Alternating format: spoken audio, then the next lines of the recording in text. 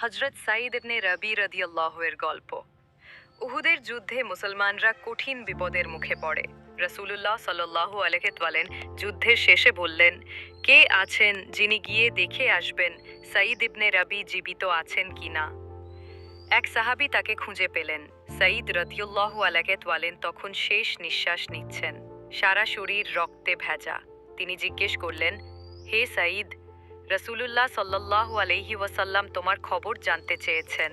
সাঈদ রাদিয়াল্লাহু আনহু কষ্টে হাসলেন, বললেন, রাসূলুল্লাহ সাল্লাল্লাহু আলাইহি ওয়াসাল্লাম ভালো আছেন? সাহাবী বললেন, হ্যাঁ, তিনি নিরাপদ। সাঈদ রাদিয়াল্লাহু আনহু বললেন, তাহলে আমার আর কোনো দুঃখ নেই। আমার উম্মতের ভাইদের বলো, যদি তোমরা বেঁচে থেকেও রাসূলুল্লাহ সাল্লাল্লাহু এর প্রতি ভালোবাসা ও আনুগত্যে দুর্বল হও, তাহলে তোমরা জীবিত থেকেও মরেছ। এরপর তিনি শাহাদাত অর্জন করেন।